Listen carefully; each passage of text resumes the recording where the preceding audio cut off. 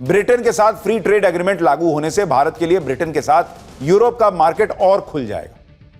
और आप देखिए कि इधर राहुल गांधी भारत की इकोनॉमी को डेड बता रहे थे, उधर ब्रिटेन के पीएम भारत दौरे पर अपने साथ इतना बड़ा डेलीगेशन लेके चले आए बॉस। भाई प्लेन खचाखच भर गया। कीर स्टारमर के भारत दौरे का एक ही मकसद है, बिजनेस। और ब्रिटेन के पीएम को यह भरोसा है कि जिस रफ्तार से भारत आगे बढ़ रहा है वो रफ्तार ब्रिटेन को भी आगे ले जाने में फायदेमंद साबित होगी, तभी ना सबको लेके आ गए। इस वक्त इंडी गठबंधन ने पूरी ताकत झोंकी हुई है कि नरेंद्र मोदी को रोका कैसे जाए। कभी ये एसआईआर का मुद्दा लाते हैं, कभी सीजेआई पर जूता फेंकने का मुद्दा, दलित पर जूता फेंका गया बनाकर नरेंद्र मोदी को घेरने का प्रयास करते हैं। इन्हें लग रहा है कि इन सब मुद्दों में नरेंद्र मोदी को उलझा कर रखेंगे। अरे मोदी उलझने वाले हैं बॉस, वो उड़ान भरने वालों में से। और उन्होंने भारत को ऐसी उड़ान दी है कि अब भारत का रुकना इंपॉसिबल लग रहा है। पूरी दुनिया में भारत ने तहलका मचा रखा है।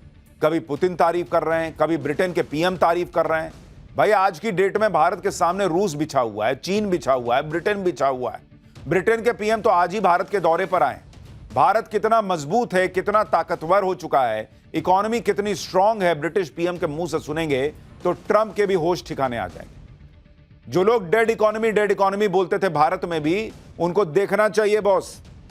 जिसको आप डेड इकोनॉमी बता के बड़ा खुश हो रहे थे कि मोदी को घेर लिया, उस इकोनॉमी से जुड़ने के लिए पूरा ब्रिटिश पीएम अपनी टीम लेके आ गए भाई, कि चल भाई भारत चलते हैं, वहीं पर अब कुछ करेंगे तो अपना देश भी ठीक होगा। आप तस्वीरें देखिए, ब्रिटेन के पीएम जब भारत आए तो अपने साथ पूरा बड़ा सा डेलीगेशन लेकर आए। उन्होंने खुद ये बात बताई कि भारत आने वाला अभी तक का सबसे बड़ा ट्रेड डेलीगेशन है। इस डेलीगेशन में 125 लोगों की टीम है। इस डेलीगेशन में Rolls Royce, British telecom, London stock exchange और ब्रिटिश एयरवेज के बड़े बड़े अधिकारी आए। आप सोचिए यार, राहुल गांधी भारत की इकोनॉमी को डेड बताने में लगे हुए थे, उधर ब्रिटेन के पीएम भारत की ग्रोथ पर इतना भरोसा कर रहे हैं कि अपने पहले ही भारत दौरे पर सबसे बड़ा डेलीगेशन लेके भारत आ गए कि चल भाई जिसको जो मौका मिले जो है ना, वहां अपना बिजनेस का सेटिंग कर लेना, तो ताकि तुम्हारी भी कमाई हो सके। भाई उनको दिख रहा है कि भारत की अर्थव्यवस्था कितनी तेजी से बढ़ रही है। जो भारत में निवेश कर रहा है, जो भारत से जुड़ रहा है, वो सब बम बम हो जा रहा है। ब्रिटेन के पीएम खुद कह रहे हैं कि भारत 2028 तक तीसरी सबसे बड़ी अर्थव्यवस्था हो जाएगा। और भारत के साथ डील करने का मतलब है ग्रोथ का लॉन्च पैड मिल जाना। ब्रिटेन के पीएम ये बातें ऐसे ही नहीं कह रहे। आप देखिए कि आज ही वर्ल्ड बैंक का डेटा आया है। वर्ल्ड बैंक ने वित्तीय वर्ष 2026 के लिए भारत की ग्रोथ रेट का अनुमान 6.3% से बढ़ाकर 6.5% कर दिया है बॉस। दुनिया कह रही थी कि ट्रंप ने टैरिफ लगा दिया, भारत की इकोनॉमी को क्या होगा। यहां अलग अलग एजेंसी कह रही कि अरे ये ना रुकते भाई, ये तो भारत की इकोनॉमी और आगे तेजी से बढ़ रही है। वर्ल्ड बैंक ने घरेलू demand, next generation GST reform के पॉजिटिव इंपैक्ट को इसकी वजह बता दिया है। आप देखिए कि जीएसटी रेट कम होने के बाद मार्केट में जबरदस्त तेजी आई है। ऑटो सेक्टर में नवरात्रि के दौरान रिकॉर्ड बिक्री हुई है बॉस। कुल रिटेल सेल में 34% की ग्रोथ दर्ज की गई। डिमांड इतनी बढ़ गई कि कई सेक्टर में सामान आउट ऑफ स्टॉक हो गया बॉस। पब्लिक कह रही है कि लाइए सामान दीजिए, पैसा लीजिए, सामान दीजिए। सामान बनाने वाला कह रहा है कि सामान तो सब बिक गया, अब नया माल आएगा तब ना बना के देंगे। लग्जरी कार मर्सिडीज बेंज के आंकड़े तो हैरान करने वाले हैं। नवरात्रि में जो आपकी कंपनी है मर्सिडीज बेंज, भाई साहब बड़ी बड़ी महंगी गाड़ियां आती हैं इसकी। नवरात्र में कंपनी ने हर 6 मिनट में एक मर्सिडीज कार बेची है बॉस। 6 मिनट में एक मर्सिडीज निकली, 6 मिनट एक मर्सिडीज निकली। लाइन लग गई भाई। मर्सिडीज की एक औसत कार 1 करोड़ रुपए की आती है और हर 6 मिनट में एक कार बिक रही है बॉस। 1 घंटे में 10 कार बिक गई। सोच रहे हैं क्या भारत की इकोनॉमी बनी हुई है बम बम। राहुल गांधी कहते हैं डेड इकोनॉमी। यानी जीएसटी रेट कम होने से भारत की इकोनॉमी और तेजी से आगे बढ़ रही है। जो लोग भारत की इकोनॉमी को डेड बता रहे हैं उनके लिए ये आंकड़े हिला देने वाले हैं।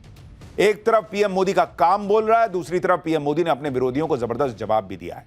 आपको बताऊंगा कि कैसे पीएम मोदी ने मेक इन इंडिया का मजाक उड़ाने वाले विपक्ष को तबीयत से धोया है, कैसे अमित शाह ने डोनाल्ड ट्रंप को एक लाइन में करारा जवाब दे दिया है, कैसे आज पीएम मोदी ने मुंबई को डबल सौगात दी। ये सब भारत के लिए क्या संदेश दे रहे हैं, सब कुछ आपके लिए लेकर आया हूं पहले चैप्टर में। लेकिन पहले एक झलक तो देखिए बॉस।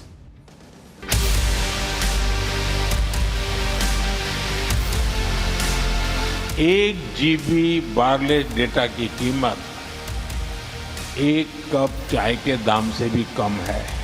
चाय का उदाहरण देना मेरी आदत है।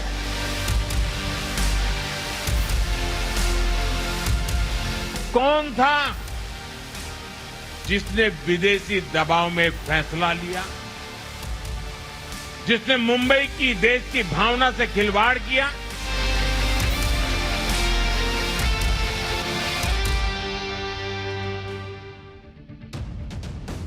बॉस, भारत की आर्थिक ताकत इसी से समझिए आज की डेट में कि दुनिया का हर देश इस वक्त भारत के साथ दोस्ती गहरी करना चाहता है, भारत से हाथ मिलाना चाहता है। भाई मेरे से दोस्ती नहीं करेगा, मैं भी तो तेरा दोस्त है। दुनिया का हर देश भारत के साथ डील करना चाहता है।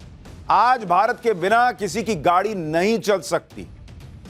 ब्रिटिश पीएम भी इसी वजह से भारत आए कि भारत के साथ बड़ी बड़ी डील करने का मौका मिल जाएगा। इसके बारे में आपको आगे बताऊंगा, लेकिन उससे पहले देखिए कि आज प्रधानमंत्री नरेंद्र मोदी ने ऐसे जबरदस्त काम निपटा दिए जिनका इंतजार 20-20, 30-30 साल से हो रहा था। करीब 3 दशक के बाद देश की आर्थिक राजधानी मुंबई को दूसरा इंटरनेशनल एयरपोर्ट मिला है। पीएम मोदी ने आज नवी मुंबई में इंटरनेशनल एयरपोर्ट के पहले चरण का उद्घाटन किया। एयरपोर्ट देखिए बॉस, झमाझम, चकाचक। यह छत्रपति शिवाजी महाराज इंटरनेशनल एयरपोर्ट के बाद मुंबई का दूसरा एयरपोर्ट होगा। आप सोचिए, जिस शहर को भारत की आर्थिक राजधानी कहा जाता है, वहां भी अभी तक सिर्फ एक एयरपोर्ट बनाए थे ये लोग, पिछले वाले इतने साल में एक एयरपोर्ट बनाए थे। अब जाके दूसरा एयरपोर्ट बनने से मुंबई की बड़ी आबादी को दूसरा विकल्प मिल जाएगा। पहले एयरपोर्ट पर एयर ट्रैफिक का जो है बोझ कम होगा। मुंबई और नवी मुंबई 2 अलग अलग रीजन है। मुंबई महाराष्ट्र का काफी पुराना शहर है। नवी मुंबई को बाद में प्लानिंग के साथ बसाया गया है। मुंबई के नए एयरपोर्ट का डिजाइन भी बहुत शानदार बनाया गया। आप तस्वीर देख रहे हैं बॉस, एक बार तो आदमी का मन करे कि चलो एयरपोर्ट में खाली यही देखने चलते हैं। यह कमल के फूल से प्रेरित है और बेहद हाईटेक एयरपोर्ट है जिसमें हर तरह की सुविधा मिलेगी आपको। इस एयरपोर्ट की कुछ खासियत आपको बताता हूं और फिर आपको दिखाऊंगा कि आज कैसे पीएम मोदी और गौतम अडानी की मुलाकात हुई। लेकिन पहले एयरपोर्ट के बारे में सुनिए। नवी मुंबई का यह एयरपोर्ट 1 लाख करोड़ के निवेश से बनाया जा रहा है। आज इसके पहले चरण का उद्घाटन हुआ है जिसकी लागत करीब 19,000 करोड़ है। देश का पहला डिजिटल एयरपोर्ट है जिसमें हर चीज डिजिटली ऑपरेट होगी। यह एयरपोर्ट देश का सबसे बड़ा ग्रीनफील्ड एयरपोर्ट प्रोजेक्ट है। पहले फेज में सालाना 2 करोड़ यात्री ट्रैवल कर सकेंगे। जब यह पूरा हो जाएगा तो सालाना 9 करोड़ यात्री यहां से ट्रैवल कर सकेंगे। अभी हर दिन 60 उड़ानें होंगी जिसकी संख्या आगे जाकर 240 से 300 उड़ान डेली की हो जाएगी। दिसंबर से यहां से रेगुलर उड़ानें शुरू हो जाएंगी। आज एयरपोर्ट के उद्घाटन के कार्यक्रम में पीएम मोदी के साथ मंच पर उद्योगपति गौतम अडानी भी मौजूद रहे। उन्होंने पीएम मोदी से मुलाकात भी की। नवी मुंबई के एयरपोर्ट को अडानी ग्रुप और महाराष्ट्र सरकार का लैंड डेवलपमेंट प्राधिकरण सिडको मिलकर बना रहा है। इसमें अडानी ग्रुप की 74% हिस्सेदारी है और सिडको के पास 26% हिस्सेदारी है। अब ये तस्वीर देख के बहुत लोग अडानी अंबानी करने वालों को आज लगेगा कि अरे यार, हम इतना बोलते रह गए फिर भी मंच पे दोनों साथ। लेकिन ये बात मोदी और अडानी के साथ होने की नहीं है। ये बात भारत के विकास को गति देने के लिए जो प्रोजेक्ट है उसको कैसे मिलकर बनाया जा रहा है, उसमें कैसे अडानी ने निवेश किया है, तब जाके इतना बड़ा प्रोजेक्ट पूरा हो रहा है, उसकी तस्वीर है। पीएम मोदी ने आज मुंबई में अंडरग्राउंड मेट्रो का भी उद्घाटन किया। यह मेट्रो लाइन 3 का अंतिम फेज है। अंडरग्राउंड मेट्रो कॉरिडोर की कुल लागत 37,000 करोड़ है और इसकी लंबाई करीब 33.5 किलोमीटर है और इसमें 27 स्टेशन है। अंडरग्राउंड मेट्रो मुंबई के इंफ्रास्ट्रक्चर में मेजर माइलस्टोन माना जा रहा है। मुंबई में ट्रांसपोर्टेशन की दिक्कत को दूर करने के लिए लगातार मेट्रो का दायरा बढ़ाया जा रहा है। मुंबई में आज बड़े बड़े प्रोजेक्ट्स का उद्घाटन करके पीएम मोदी ने मुंबई की सूरत बदलने का जो संकल्प लिया है उसकी तरफ एक कदम और आगे बढ़ा दिया। क्योंकि एक जमाना था जब मुंबई पर एक के बाद एक आतंकी हमले होते थे, लेकिन अब मुंबई में आतंक नहीं, बड़े बड़े प्रोजेक्ट्स का उद्घाटन हो रहा है। मुंबई में पहले कैसा हाल था, कांग्रेस के जमाने में क्या होता था, नरेंद्र मोदी ने इसका भी चैप्टर लगे हाथ खोल दिया। सुनिए पीएम मोदी ने मुंबई में कांग्रेस पर क्या कहा। मुंबई भारत की आर्थिक राजधानी के साथ भारत के सबसे वाइब्रेंट शहरों में से एक है। इसलिए 2008 में आतंकियों ने भी मुंबई शहर को बड़े हमले के लिए चुना, लेकिन तब जो कांग्रेस की सरकार सत्ता में थी, उसने कमजोरी का मैसेज दिया, आतंकवाद के सामने घुटने टेकने का संदेश दिया। अभी अभी हाल में कांग्रेस के एक बड़े नेता, जो देश के गृह मंत्री तक रह चुके हैं, उन्होंने एक इंटरव्यू में बहुत बड़ा खुलासा किया है। उन्होंने दावा किया है कि मुंबई हमले के बाद हमारी सेनाएं पाकिस्तान पर हमला करने को तैयार थी। पूरा देश भी उस समय यही चाहता था, लेकिन उस कांग्रेस नेता की माने तो किसी दूसरे देश के दबाव के कारण तब कांग्रेस सरकार ने भारत की सेनाओं को पाकिस्तान पर हमला करने से रोक दिया था। कांग्रेस को यह बताना होगा कि वो कौन था जिसने विदेशी दबाव में फैसला लिया, जिसने मुंबई की देश की भावना से खिलवाड़ किया। और देश को ये जानने का हक है, आज का भारत दमदार जवाब देता है। आज का भारत घर में घुसकर मारता है।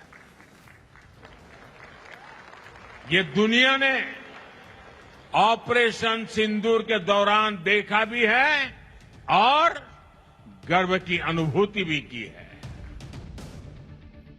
यानी आज का नया भारत घर में विकास के नए कीर्तिमान स्थापित कर रहा है और बगल में कोई चू चपड़ कर रहा है पड़ोसी तो उसको फोड़ भी दे रहा है। चुप बैठा भी। देखिए, नरेंद्र मोदी का फंडा क्लियर है, पाकिस्तान आतंक फैलाएगा, ठोक देंगे। साथ ही साथ भारत को मजबूत बनाने में भी कोई कसर नहीं छोड़ेंगे। आतंकी पाकिस्तान का इलाज तो चल रहा है, भारत को मजबूत से मजबूत बनाने का काम भी चल रहा है और इस दिशा में नरेंद्र मोदी का सबसे बड़ा काम है मेक इन इंडिया और स्वदेशी की तरफ देश को ले आना और सबको इस काम में जुटाना। मुंबई दौरे से पहले पीएम मोदी ने आज दिल्ली में मोबाइल कांग्रेस का उद्घाटन किया, जिसमें नई नई टेक्नोलॉजी का एक तरह से एक्सपो होता है। आज की डेट में तो भारत में 6G की बातें चल रही, लेकिन एक दौर था कि भारत 2G में ही अटका रहता था और 2G के घोटालों की बात होती। सुनिए पीएम ने इस पर क्या कहा है, फिर आपको बताता हूं कि कैसे अमेरिका के जो बड़े बड़े एप्स हैं, व्हाट्सएप हो गया, जीमेल हो गया, वगैरह वगैरह, इनको कैसे भारत अब टक्कर देने जा रहा है। आप याद करिए, मैंने जब मेक इन इंडिया की बात कही थी तो कुछ लोग कैसे इसका मजाक उड़ाते थे।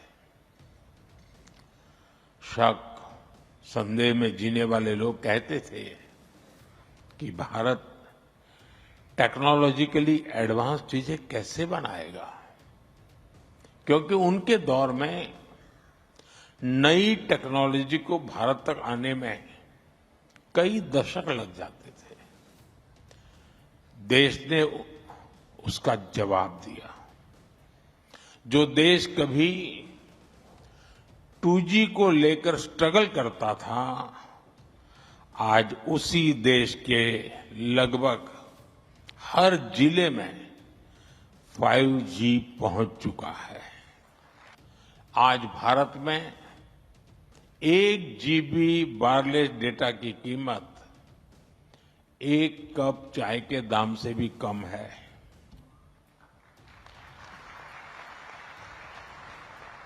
चाय का उदाहरण देना मेरी आदत है। भारत की टेक पावर को आज की डेट में दुनिया मानती है। भारत में ऐसे लोगों की कमी नहीं है जो दुनिया भर में जाकर गजब का काम कर रहे हैं। फिर भी हम इस मामले में पिछड़ जाते हैं कि ईमेल करना है, पर्सनल मैसेज करना है तो अमेरिकी कंपनियों या दूसरी विदेशी कंपनियों के भरोसे रहते हैं। लेकिन अब इस दिशा में भी सोचा जा रहा है, इस दिशा में काम भी शुरू हो गया है। जैसे आप जीमेल और माइक्रोसॉफ्ट आउटलुक से ईमेल करते हैं, ये अमेरिकी कंपनियां हैं। अब इसका भारतीय विकल्प आ गया है, ज़ोहो मेल। इसी तरह व्हाट्सएप, टेलीग्राम जैसे मैसेजिंग ऐप का भी भारतीय विकल्प आराताई आ गया है। ज़ोहो मेल और आराताई एक ही कंपनी के प्रोडक्ट हैं। खुद पीएम मोदी स्वदेशी पर जोर दे रहे हैं और यही चाहते हैं कि चिप से लेकर शिप तक सब कुछ भारत में बने। मतलब जीमेल की जगह आप जोहो से मेल भेजिए, व्हाट्सएप की जगह आने वाले दिनों में हो सकता है आराताई आप यूज कीजिए। क्यों अमेरिका के बड़े बड़े ऐप्स जो हैं उनका ही एकाधिकार रहे। स्वदेशी को बढ़ावा देने के लिए आज गृह मंत्री अमित शाह भी जीमेल से जोहो मेल पर शिफ्ट हो गए भाई। अमित शाह ने बताया कि अब उनका नया ईमेल एड्रेस जोहो मेल पर है। अमित शाह ने कहा कि भविष्य में मेल के जरिए उनसे संपर्क करना हो तो जोहो मेल आईडी पर मेल करिए। और इसके बाद अमित शाह ने जो बात कही उसकी बहुत चर्चा हो रही है, क्योंकि अमित शाह ने अपने सोशल मीडिया पोस्ट के आखिर में लिखा, thank you for your kind attention to this matter. Amit Shah के इस लाइन को अमेरिकी राष्ट्रपति ट्रंप से जोड़ा जा रहा है, क्योंकि ट्रंप भी सोशल मीडिया पर पोस्ट के आखिर में इसी तरह की लाइन लिखते हैं, thank you for your kind attention to this matter. यानी अमित शाह ने बिना ट्रंप का नाम लिए अमेरिकी जीमेल को अलविदा कह दिया और अमेरिका को स्वदेशी की ताकत भी दिखा दी और मैसेज ट्रंप को दे दिया कि भाई thank you for your kind attention. तुम्हारी दादागिरी यहां नहीं चलेगी, दूसरे देशों पर ट्राई करना। जोहो मेल हो या कोई और भारतीय कंपनियां हो, तब तक इन कंपनियों को भारत के लोगों का साथ नहीं मिलेगा जब तक कि ये कंपनियां बड़ी बड़ी इंटरनेशनल कंपनियों से टक्कर नहीं ले पाएंगी।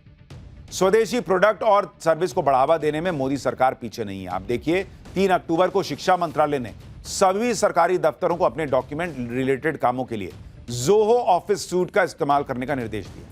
जैसे माइक्रोसॉफ्ट का नहीं आता है वैसे ही जोहो का आ गया, तो भाई जोहो यूज करो। हाल ही में कैबिनेट की ब्रीफिंग के दौरान भी जोहो ऑफिस सूट का इस्तेमाल हुआ। इसमें ऐसे फीचर्स हैं कि आप जीमेल से आसानी से इस प्लेटफॉर्म पर स्विच कर सकते हैं। जोहो एक भारतीय कंपनी है जिनके फाउंडर श्रीधर वेम्बू हैं। श्रीधर वेम्बू अमेरिकी मल्टीनेशनल कंपनी में लाखों की नौकरी छोड़कर बिना किसी शोर शराबे और बिना किसी दिखावे के गांव में रहते हैं और गांव से ही अपनी करोड़ों की कंपनी चलाते हैं। व्हाट्सएप को टक्कर देने के लिए साल 2021 में जोहो ने अपना मैसेजिंग ऐप आराताई भी लॉन्च किया था। आराताई तमिल भाषा का शब्द है जिसका मतलब बातचीत होता है, गपशप। इस ऐप में व्हाट्सएप की तरह ऑडियो वीडियो कॉलिंग और मैसेजिंग का फीचर है। कंपनी का दावा है कि उसके प्रोडक्ट्स में एंड टू एंड इंक्रिप्शन से डेटा सुरक्षित रहता है और किसी भी जानकारी को विज्ञापन दाताओं के साथ साझा भी नहीं किया जाता। खास बात यह है कि यह लो स्पीड इंटरनेट पर भी काम करता है, जो कि विदेशी ऐप से इसे अलग बनाता है। जोहो का मैसेजिंग ऐप आराताई तेजी से लोकप्रिय हो रहा है। 3 अक्टूबर तक इसके 75 लाख यूजर्स हो भी गए। यानी धीरे धीरे ही सही, लेकिन लोग स्वदेशी की तरफ स्विच हो रहे हैं। भाई व्हाट्सएप से भी मैसेज ही ना कर रहे हैं, फोटो ही ना भेज रहे हैं, सुबह सुबह गुड मॉर्निंग ही ना भेजना है, दिन भर व्हाट्सएप में इधर उधर चर्चा ही ना करनी है कि कल पाठशाला में ये देखे या नहीं देखे। तो आराताई पे कर दो, अपना कम से कम तो है। पीएम मोदी भी लोगों से स्वदेशी अपनाने की ही अपील कर रहे हैं। कई लोगों को यह लग रहा होगा कि कैसे माइक्रोसॉफ्ट, व्हाट्सएप, गूगल जैसी कंपनियों को भारतीय कंपनियां टक्कर दे पाएंगी, दे भी पाएंगी या नहीं दे पाएंगी। आपको माइक्रोसॉफ्ट के उदाहरण से बताता हूं कि कोई भी बड़ी कंपनी रातों रात खड़ी नहीं हो जाती। जैसे साल 1971 में पहली बार मेल यानी इलेक्ट्रॉनिक संदेश का आविष्कार हुआ। 1975 में माइक्रोसॉफ्ट कंपनी बनी, लेकिन माइक्रोसॉफ्ट की मेल सर्विस की शुरुआत 13 साल बाद 1988 में हुई। आज ग्लोबल ऑफिस सॉफ्टवेयर मार्केट में माइक्रोसॉफ्ट ऑफिस की हिस्सेदारी 30% है। अब भारत के संदर्भ में बात करें तो भारत बहुत बड़ा देश है, ऑलमोस्ट 150 करोड़ की आबादी है। अगर कोई प्रीमियम प्रोडक्ट बनाकर उसे बढ़ावा दिया जाए तो वो प्रोडक्ट या सर्विस ग्लोबल मार्केट में आसानी से बिग प्लेयर बन सकता है, जैसे कि चीन करता है। चीन में व्हाट्सएप की जगह वी चैट चलता है, गूगल की जगह बाइडू चलता है, यूट्यूब की जगह बिलीबिली चलता है, चैट जीपीटी की जगह डीप सीक चलता है। चीन के लिए यह काम इसलिए आसान हो गया क्योंकि उसने अपने यहां स्वदेशी विकल्प भी तैयार किए और ज्यादातर विदेशी ऐप को बैन ही कर दिया कि जाओ, हट रहे होगे ही नहीं, हटाओ। जैसे यूट्यूब से कई लोग परेशान हैं कि एल्गोरिदम में इधर उधर होता रहता है। कुछ लोग को आप फॉलो कीजिए ना कीजिए, उसका वीडियो दिख जाएगा। कुछ लोग को सब्सक्राइब कीजिए रहिए, उसका वीडियो ही नहीं दिखेगा। बहुत तरह के तामझाम चलता रहता है। अपना सिस्टम बनाइए, अपने में रहिए, हमको किसी और की क्या जरूरत है। 150 करोड़ के आसपास हमारी आबादी है बॉस। पीएम मोदी भी भारत को आत्मनिर्भर बनाने में लगे हुए, भारत को और ज्यादा मजबूत बनाने में लगे हुए। आज पीएम मोदी ने दिल्ली से मुंबई तक इंफ्रास्ट्रक्चर, मैन्युफैक्चरिंग और इनोवेशन की ताकत का ट्रेलर दिखाया और जो कमी रह गई थी वो ब्रिटेन के पीएम कीर स्टारमर ने पूरी कर दी। ब्रिटेन के पीएम कीर स्टारमर 2 दिन के भारत दौरे पर आए हुए हैं। वो कल पीएम मोदी के साथ मुंबई में द्विपक्षीय वार्ता करेंगे। जुलाई में पीएम मोदी ब्रिटेन गए थे, दोनों देशों ने फ्री ट्रेड एग्रीमेंट पर साइन किया था और अब उसी ट्रेड डील को आगे बढ़ाने के लिए कीर स्टारमर भारत आ रहे हैं। आप देखिए कि कीर स्टारमर, ब्रिटेन के प्राइम मिनिस्टर, वो भारत में कितनी संभावनाएं देख रहे हैं कि भाई फ्री ट्रेड एग्रीमेंट पर साइन करने के 2 महीने बाद ही दौड़े दौड़े भारत आ गए और भारत और ब्रिटेन के बीच फ्री ट्रेड एग्रीमेंट को फाइनल करने में 3 साल लगा था। इस दौरान ब्रिटेन में कई प्रधानमंत्री और सरकारें बदल गई, लेकिन बॉस आज की डेट में ब्रिटेन एक पैसे की देरी नहीं करना चाहता। ब्रिटेन के पीएम ने भारत दौरा प्लान करने के साथ ही मैसेज दे दिया कि वो भारत के साथ व्यापार करने के लिए कितने एक्साइटेड है। आप देखिए कि कीर स्टारमर ऐसे वक्त में भारत के साथ ट्रेड डील के वो आगे बढ़ाने के लिए आए हैं जब ट्रंप भारत की इकोनॉमी को डेड बता रहे थे, जब अमेरिका यूक्रेन युद्ध को लेकर यह चाह रहा था कि यूरोप के देश भी भारत पर टैरिफ लगा दें। लेकिन हो गया इसका उल्टा। कीर स्टारमर का यह दौरा ट्रंप के लिए झटका है, क्योंकि ट्रंप यह सोच रहे थे कि वो टैरिफ लगाकर भारत की हालत खस्ता कर देंगे। दूसरी तरफ भारत दूसरे देशों के साथ back to back trade deal करता चला जा रहा है। ब्रिटेन के साथ फ्री ट्रेड एग्रीमेंट लागू होने से भारत के लिए ब्रिटेन के साथ यूरोप का मार्केट और खुल जाएगा। और आप देखिए कि इधर राहुल गांधी भारत की इकोनॉमी को डेड बता रहे थे, उधर ब्रिटेन के पीएम भारत दौरे पर अपने साथ इतना बड़ा डेलीगेशन लेके चले आए। बॉस भाई प्लेन खचाखच भर गया। पता नहीं अंदर वैसे लोकल बस जैसी हालत तो नहीं हो गई कि कोई खड़े खड़े से हिलता चला आ रहा हो। मजाक कर रहा हूं, लेकिन ऐसा भी, ऐसी इतनी भीड़ देखिए ना, सब आ गए भाई। कीर स्टारमर के भारत दौरे का एक ही मकसद है, बिजनेस। और ब्रिटेन के पीएम को यह भरोसा है कि जिस रफ्तार से भारत आगे बढ़ रहा है वो रफ्तार ब्रिटेन को भी आगे ले जाने में फायदेमंद साबित होगी। तभी ना सबको लेके आ गए कि चल भाई, जिसको आगे बढ़ना भारत चल। इसलिए वो भारत के साथ व्यापार करने में अपना तगड़ा फायदा देख रहे हैं। ये गोरे लास्ट टाइम आए थे जब भारत सोने की चिड़िया होता था, तब तो लूट लूट के चले गए थे। इस बार लूट नहीं पाएंगे, लेकिन इनको फिर दिख रहा है अपॉर्चुनिटी कहां, वही भारत में। ब्रिटिश पीएम का कहना है कि भारत के साथ जो ट्रेड डील हुई वो सिर्फ एक कागज का टुकड़ा नहीं है, ग्रोथ का लॉन्च पैड है। ब्रिटेन के पीएम ने दावा किया कि साल 2028 तक भारत तीसरी सबसे बड़ी अर्थव्यवस्था बन जाएगा। ब्रिटेन के पीएम ने कहा कि हमने भारत के साथ जो डील की वो बेस्ट है। कीर स्टारमर ने कहा कि भारत में ग्रोथ का मतलब है ब्रिटिश लोगों के पास ज्यादा जॉब, ज्यादा स्टेबिलिटी, ज्यादा चॉइस। कीर स्टारमर के दौरे को लेकर ब्रिटेन कह रहा है कि भारत दुनिया की सबसे तेजी से बढ़ती अर्थव्यवस्था है, इसलिए अब ब्रिटेन के व्यापारियों के लिए अपने ट्रेड को टर्बो चार्ज करने का मौका है। देख रहे हैं बॉस, वहां सन की ट्रंप को समझ में नहीं आ रहा है कि भारत से भिड़ के क्या होगा। यहां दुनिया पगलाई जा रही है कि अरे कैसे भारत के साथ दोस्ती हो जाए। आप देखिए, ब्रिटेन के पीएम भारत आने को लेकर इतना उत्सुक थे कि जब उनका विमान भारत में लैंड कर रहा था तो वो कॉकपिट में चले गए पायलट के पास। पायलट हड़बड़ा आ गया कि अरे पीएम यहां, तो बोले लाओ जरा अपना माइक दो, कुछ बोलना है। अपने साथ आए हुए बिजनेसमैन को उन्होंने वहीं से कॉकपिट से भरोसा दिया कि भाई भारत के साथ व्यापार में कई संभावनाएं हैं। सुनिए, ब्रिटेन के पीएम इतना अंदर से उनको एकदम पंप हो रखे थे कि कॉकपिट में जाके क्या बोल रहा है। यानी प्लेन में जैसे क्रू अनाउंस करता है कि अब हम मुंबई में लैंड करने वाले हैं, तापमान अच्छा है, आप उम्मीद है आपका सफर अच्छा रहा होगा। प्राइम मिनिस्टर बन गया क्रू मेंबर, कह रहा है कि भारत पहुंच रहे हैं, सब झकाझक हो जाएगा। आप सोचिए, आखिरी बार आपने किस ग्लोबल लीडर को भारत आने पर इतना एक्साइटेड देखा था, और आखिरी बार किसी ग्लोबल लीडर को इतना बड़ा डेलीगेशन लेकर भारत आते कब देखा था? यह भारत की बढ़ती आर्थिक ताकत का नतीजा है बॉस। ये दुनिया के बड़े बड़े देश भारत की तरफ खींचे चले आ रहे हैं, और यही प्रधानमंत्री नरेंद्र मोदी ने किया है 10 साल में कमाल। कि इतनी अनिश्चितता के माहौल में, दुनिया में बहुत अनिश्चितता चल रही है, दुनिया से इकोनॉमी नहीं संभल रही है, महंगाई नहीं संभल रही है, वहां अमेरिका में रिसेशन आने वाला है, ट्रंप इतना पैर पटक रहे हैं उसके बावजूद, और यहां नरेंद्र मोदी ने भारत की इकोनॉमी को रॉकेट ऐसा बनाया हुआ है कि पब्लिक कह रही है कि बॉस हमारी गाड़ी तो चल नहीं रही, इनके रॉकेट पे चढ़ जाते हैं। आप पीएम मोदी के जीएसटी नेक्स्ट जनरेशन रिफॉर्म का ही असर देख लीजिए। मार्केट में अलग लेवल की धूम मची हुई है। सबसे ज्यादा धमाका तो ऑटो सेक्टर में हो रहा है। मर्सिडीज बेंज इंडिया ने नवरात्रि के 9 दिनों में 2500 कारें बेच दी। यह रिकॉर्ड फेस्टिवल सेल है। मारुति सुजुकी ने नवरात्र के दौरान 1,65,000 से ज्यादा कारें बेच डाली। महिंद्रा एंड महिंद्रा के एसयूवी सेगमेंट की सेल 60% बढ़ गई। हुंडई की क्रेटा और वेन्यू की सेल जो है वो 72% बढ़ी। और अभी दिवाली बची हुई है बॉस। सुनिए, जीएसटी घटने के बाद रिकॉर्ड खरीदारी पर पीएम मोदी ने क्या कहा है। अभी जीएसटी में जो नेक्स्ट जनरेशन रिफॉर्म्स हुए हैं, जो चीजें सस्ती हुई है, उससे भी देश के लोगों का सामर्थ्य बढ़ा है। मार्केट से आए आंकड़े बताते हैं कि इस बार नवरात्र में बिक्री के कई सालों के रिकॉर्ड टूट गए हैं। रिकॉर्ड संख्या में लोग scooter, bike, TV, fridge, washing machine ये सब कुछ खरीद रहे हैं।